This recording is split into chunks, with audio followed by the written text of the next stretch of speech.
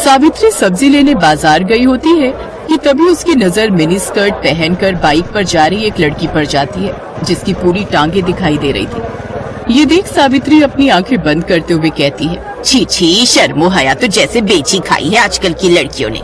कैसे कैसे कपड़े पहनकर घूमती हैं। अरे इतने छोटे कपड़े तो हमारे जमाने में 5 साल की बच्चियां भी नहीं पहनती थी, जितनी अब 25 साल की पहनती हैं। बुड़बुड़ाते हुए सावित्री घर आती है, जहाँ वो टीवी पर सूर्य ग्रहण की खबर देखती है। क्या आज सूर्य ग्रहण है? ठीक है, तो जब तक ग्रहण है कोई भी खाना नहीं खाएगा। और तू बड़ी बहू, तू खाने में तुलसी के पत्ते डाल दे। सर पर घूंघट ओढ़े रेखा मुंडी हिलाती है। कुछ देर बाद सूर्य ग्रहण लग जाता है। तभी रेखा का पति ऑफिस से थका हारा घर आता है और फ्रिज में से ब्रेड जैम लगाकर खाने लगता है। ये देख सावित्री गुस्से में चिल्लाते हुए कहती है, हे राम, कर दिया ना अपशगुन। भला ग्रहण में कौन खाना खाता है? क्या माँ, अब भूख लग रही है तो कुछ खाओ भी ना क्या? ठीक है तो कह रहा है वो। अब ये सब पुराने विचारों को त्याग भी दो सावित्री। आप तो चुप ही रहिए। और तू बड़ी बहू, यहाँ खड़ी खड़ी मेरी शक्ल क्या देख रही है? तू इसे रोक नहीं सकती थी? माँ जी वो मैं क्या बकरी की तरह मैं कर रही है? अपना पल्लू ठीक करिए, सर से खिसकना नहीं चाहिए। बहुएं जितनी मर्यादा में रहें उतनी ही अच्छी लगती हैं। अरे हम भी थे, जितना मर्जी काम करते थे, लेकिन मजाल है कि कभी घूंघट सर से सरका हो। 3-3 मटके पानी के कुएं से उठा कर लाना, भैंसों का, खेतों का सब काम देखना। कितना काम होता था हमारे जमाने में। लेकिन एक आजकल की बहुओं को तो आटा गूंथने से लेकर बर्तन धोने तक हर काम के लिए बस एक मशीन चाहिए। और छोटे छोटे कपड़े पहनकर इनसे किटी पार्टी करवा लो बस। लेकिन मेरे घर में ये सब नहीं चलेगा। मेरे घर में बहुएं हमेशा घूंघट में और साड़ी में ही रहेंगी। इसलिए ध्यान रहे, आगे से ये पल्ला खिसके ना तेरे सर से। जी माँ जी, ध्यान रखूंगी। ये है सावित्री देवी, जिसे मॉडर्न कपड़ों वाली लड़कियां बिल्कुल भी पसंद नहीं थी। सावित्री के 2 बेटे थे। बड़े बेटे की शादी हो चुकी थी। बड़ी बहू रेखा बिल्कुल अपनी सास के कहे पर चलती थी, लेकिन फिर भी सावित्री उससे कभी खुश नहीं रहती थी। वो उसके किसी न किसी काम में कमी निकाल ही देती थी। एक रोज जब रेखा अपने कमरे में दिन में आराम कर रही थी, तो सावित्री अचानक से उसके कमरे में आती है। तब रेखा करवट बदल रही होती है, जिससे उसकी कमर दिख जाती है। ये देख सावित्री जोर से चिल्लाती है, छी छी छी छी छी छी छी, बस इसी बात का डर था मुझे। सारी शर्मो हया बेच खाई है। माँ जी आप, लेकिन हुआ क्या? क्या होना है? करवट लेते वक्त तेरी कमर दिखी कैसे? आज के बाद ऐसा हुआ ना तो अच्छा नहीं होगा बहू। और इस तरह बंदिशों में रेखा ने अपनी शादी का पूरा 1 साल काट लिया। और उसकी फर्स्ट एनिवर्सरी पर उसका देवर राहुल दिल्ली से कानपुर आया। भाभी, मुझे ना आप सबको कुछ बताना था, तो मुझे लगा इससे अच्छा दिन भला क्या ही होगा। वो मेरे ऑफिस में मेरे साथ संध्या काम करती है, अच्छे परिवार से है, अच्छा कमाती भी है, और मैं उससे शादी करना चाहता हूँ। मतलब लव मैरिज?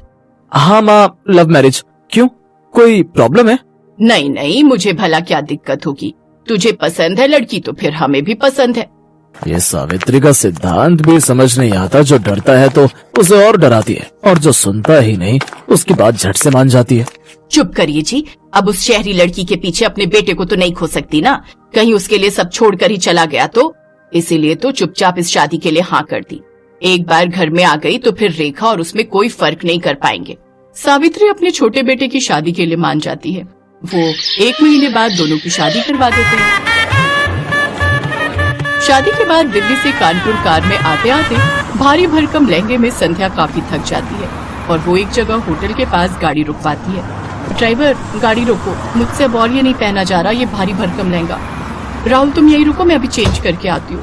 कुछ देर बाद गाड़ी आकर उसके ससुराल रुकती है। फिर पीछे से संध्या स्कर्ट और टॉप पहनकर सर पर शादी का दुपट्टा लिए निकलती है। संध्या को इस रूप में देखकर सभी हैरान रह जाते हैं। राहुल बेटा, ये सब बेटा 2 जोड़ी में लड़की मांगी थी, इसका मतलब ये नहीं कि ये सचमुच ही 2 जोड़ी में आ जाएगी। वो माँ, दूर का सफर था ना, और इसने लौटते वक्त लहंगे पर ही वोमिट कर दी, इसीलिए जो इसके हाथ में लगा इसने पहन लिया। ये राहुल का बच्चा झूठ क्यों बोल रहा है? चलो संध्या, माँ के पाँव छुओ। हैं? अरे नहीं नहीं, तुम रहने दो। अगर तुम झुकी तो न जाने क्या क्या झुक जाएगा। ओह थैंक्स। वैसे मैं खुद झुकने के मूड में नहीं थी। वो क्या है ना, मैं बहुत थक चुकी हूँ। वैसे माँ जी, हमारा बेडरूम कहाँ है? वो क्या है ना, मैं पहले बाथ शावर लेना चाहती हूँ। और राहुल डार्लिंग, तुम ना प्लीज मुझे बॉडी मसाज दे देना। आज सचमुच मुझे बहुत थकावट है। बताओ ना माँ जी, बेडरूम कहाँ है? संध्या, बस 2 मिनट, माँ गृह प्रवेश कर ले। ओ प्लीज, थोड़ा जल्दी कीजिए ये सब formalities. I am really so tired. Savitri को मन ही मन बहुत गुस्सा आ रहा था, लेकिन वो कर भी क्या सकती थी। उसने चुपचाप उनका गृह प्रवेश करवाया और बहू बनकर संध्या अपने ससुराल आ जाती है। लेकिन संध्या के कपड़े देख सावित्री डर गई। ये नई बहू तो कुछ ज्यादा ही मॉडर्न कपड़े पहनती है। अरे पढ़ी लिखी नौकरी वाली है तो क्या हुआ, सर पर नाचेगी, जो मर्जी रुमाल जितने कपड़े पहनेगी। कहीं कल मुंह दिखाई पर इसने कुछ बेढंगे से कपड़े पहन लिए तो नहीं नहीं नहीं, इसे मुझे ठीक करना ही होगा। ये सोचकर सावित्री संध्या के कमरे में जाती है। अरे नई बहू, दिखा तो कल मुंह दिखाई पर क्या पहनने वाली है। ये वाली साड़ी कैसी है माँ जी? अच्छी है, लेकिन काला रंग, शादी के बाद ये सब रंग ना कुछ अच्छे नहीं लगते। और वैसे भी ये सिर्फ ब्लैक नहीं है, देखो इसके बॉर्डर पर रेड कलर भी है। जो भी हो, लेकिन तू ऐसी साड़ी नहीं पहनेगी। चल अब मुझे अपनी साड़ियाँ दिखा, मैं बताती हूँ तुझे कौन सी पहननी है। संध्या सावित्री को अपनी सभी साड़ियाँ दिखाती है, जिसमें से गुलाबी रंग की साड़ी देख सावित्री कहती है, हाँ ये वाली, ये अच्छी रहेगी, इसे ही पहन तू। जी माँ जी। शादी के तुरंत बाद सास का ऐसा बदलता रवैया देख संध्या हैरान थी। सावित्री ने संध्या की साड़ी तो देख ली, लेकिन वो ये नहीं जानती थी कि उसका ब्लाउज कितना हॉट बना है। शाम को मुंह दिखाई पर संध्या वो गुलाबी साड़ी हॉट ब्लाउज के साथ पहनती है। ये देख सावित्री उसकी साड़ी अच्छे से बांधती है। अरे बहू, ये सर पर पल्ला कर ले, सब मेहमान आएंगे ना तो उनके सामने यूं सर ढके घूमना अच्छा नहीं लगता। संध्या साड़ी पहनकर सर पर घूंघट रखकर बाहर आती है। ये देख मोहल्ले की औरतें बात करती हैं। मान गए सावित्री तुझे, मुझे तो लगा था कि ये मुंह दिखाई पर भी मिनी स्कर्ट पहन कर आएगी, लेकिन तूने तो एक दिन में इसे साड़ी पहनना और घूंघट रखना भी सिखा दिया। अरे मेरा नाम सावित्री है, सावित्री। अच्छा संध्या बहू, चल अब इन सबके पांव छूकर आशीर्वाद लो। सावित्री सबके पांव छूकर आशीर्वाद लेती है, लेकिन संध्या ये नहीं जानती थी कि उसकी सास किस खेत की मूली है। एक बार जो उसने साड़ी पहन ली तो फिर वेस्टर्न कपड़ों का नंबर तो कभी आने वाला है ही नहीं। अगले दिन उन सबको मंदिर जाना था, इसलिए रात को ही संध्या अपनी सास से जाकर पूछती है कि कल उसे क्या पहनना चाहिए। तुझे क्या पहनना है क्या नहीं ये सब तो बाद की बात है, लेकिन तू इस नाइट ड्रेस में बाहर कैसे आ गई? हमारे घर में ये सब नहीं चलता। लेकिन राहुल ने तो मुझसे कहा था कि मैं जो मर्जी पहन सकती हूँ। अरे उसे क्या पता इन सब के बारे में, रहा भी है वो इस घर में, बचपन से तो पहले पढ़ाई के लिए हॉस्टल में और फिर नौकरी के चक्कर में बाहर। तू उसकी बीवी है पर बहू मेरी है और इस घर में मेरी ही चलती है। संध्या उदास हो जाती है और वो अपने कमरे में चली जाती है। उसे उदास देख उसकी जेठानी भी उसके पीछे पीछे उसके कमरे में चली जाती है। उदास मत हो संध्या, इस घर का नाम ऐसे ही सावित्री निवास नहीं पड़ा है, यहाँ बस माँ जी की ही चलती है। उनसे पूछे बिना तो मैं खाना तक नहीं बना सकती, तो कपड़े तो दूर की बात है। अब कपड़े चेंज करके साड़ी पहन लो और किचन में आ जाओ। मुझे नहीं लगता अब वो तुम्हें कभी भी वेस्टर्न ड्रेसेस पहनने देंगी। ऐसे कैसे नहीं पहन सकती? अब तो बस हफ्ता भर में ये साड़ी पहनूंगी, उसके बाद बिल्कुल नहीं। एक हफ्ते बाद राहुल संध्या के साथ हनीमून ट्रिप प्लान करता है। सच में संध्या बहुत मजा आएगा, कश्मीर सच में बहुत खूबसूरत है। अच्छा अब तुम पैकिंग कर लो। संध्या अपनी पैकिंग कर लेती है। फिर जब ये बात सावित्री को पता चलती है तो वो संध्या के पास आती है। अच्छा, कश्मीर जाने की तैयारी हो रही है, दिखा तो तूने क्या क्या रखा है वहाँ पहनने के लिए। वो क्या है ना, ध्यान रखना पड़ता है, कहीं तूने छोटे छोटे कपड़े रख लिए और तुझे सर्दी लग गई तो। वो तो मैं समझ ही गई थी कि बिना मेरे कपड़े चेक किए आप मुझे जाने कहाँ देंगी। संध्या हनीमून के लिए चली जाती है, लेकिन वो वहाँ जाकर कुछ वेस्टर्न कपड़े खरीद लेती है और अपनी ढेर सारी फोटोज लेती है। लेकिन एक रोज उसकी सास वो फोटोज देख लेती है और वो संध्या पर खूब गुस्सा होती है। लेकिन तभी वहाँ सावित्री की सास रत्ना आ जाती है, जो काफी बूढ़ी होती है, लेकिन उन्होंने भी टी शर्ट और पैजामा पहना होता है, साथ ही चश्मा भी लगाया होता है। बताओ भला क्या बुराई है इन कपड़ों में? मुझे देखो, मैं क्या इन कपड़ों में बुरी लग रही हूँ क्या? अरे जब मैं गांव में रहकर ऐसे कपड़े पहन सकती हूँ तो फिर मेरे पोते की बहू क्यों नहीं? और तू जानती है आज क्या हुआ? जब मैं रेलवे स्टेशन से लौट रही थी तो साड़ी पहने एक लड़की बाइक पर बैठी थी, उसकी साड़ी बाइक में फंस गई और वो नीचे गिर गई, जिससे उसे थोड़ी चोट आ गई। और वो कोई और नहीं, हमारी बड़ी बहू रेखा है। अभी अस्पताल में भर्ती करवा कर आई हूँ उसे। जमाने के साथ अपनी सोच बदल सावित्री। ये सब बातें सुन सावित्री को अपनी गलती का एहसास होता है और अब वो कभी भी अपनी बहुओं को उनकी मर्जी के कपड़े पहनने से नहीं रोकती।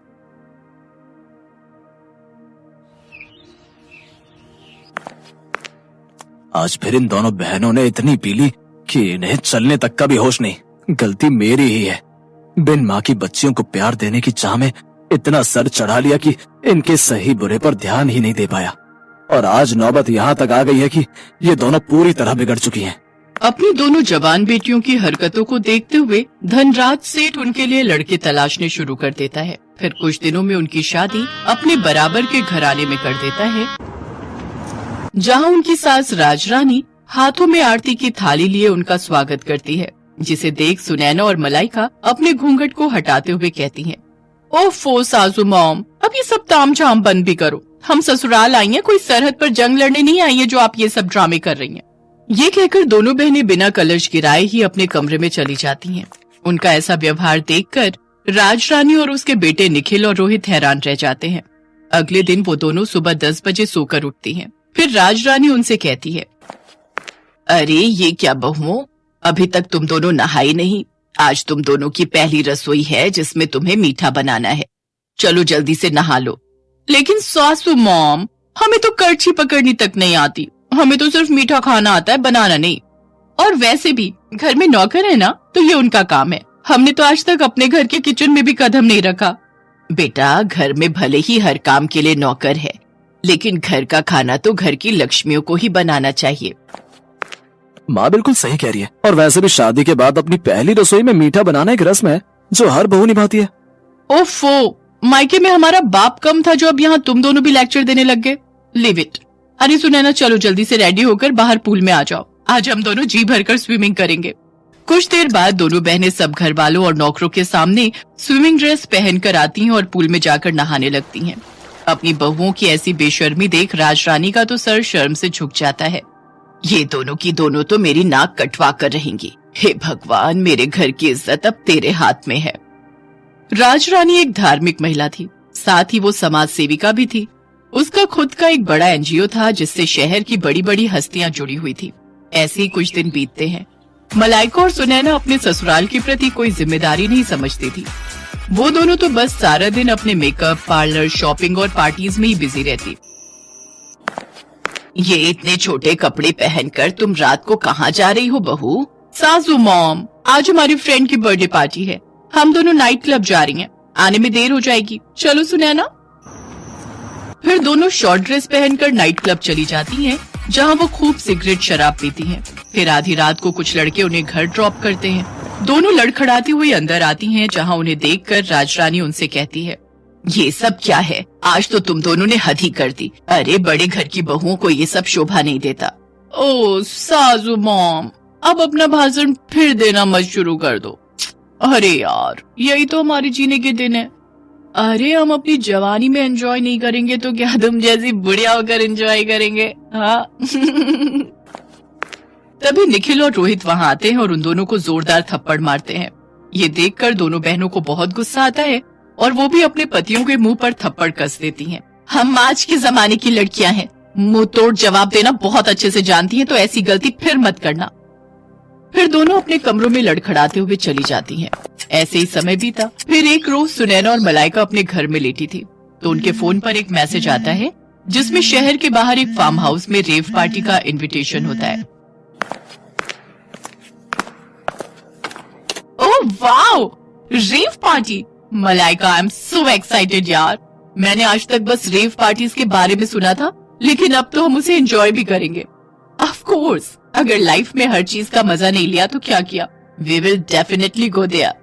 दोनों बहनें खुश हो जाती हैं और शाम को तैयार होकर अपनी कार लेकर वहां पहुंच जाती हैं। पुलिस से छुपकर उस फार्म हाउस पर हो रही पार्टी में शराब, सिगरेट, ड्रग्स से लेकर सुख की हर चीज शामिल होती है। वो दोनों उस दिन ड्रग्स का सेवन भी करती हैं, जिससे उनका सर पूरी तरह घूम जाता है और वो एक अलग ही दुनिया में होती है। तभी एक लड़का जो कि नशे में होता है मलाइका को गलत तरीके से छूने की कोशिश करता है। तभी कुछ पल के लिए लाइट चली जाती है और जब लाइट आती है तो वो लड़का जो मलाइका को छेड़ रहा था वो मरा हुआ जमीन पर पड़ा होता है। कुछ ही देर में उस पार्टी में पुलिस छापा मारती है और सबको अरेस्ट कर लेती है। अगले दिन राजरानी अपने बेटों के साथ जेल पहुंचती है। सासू मॉम, निखिल, हमने सचमुच किसी का मर्डर नहीं किया। हमें बचा लो सासू मॉम, प्लीज हेल्प अस।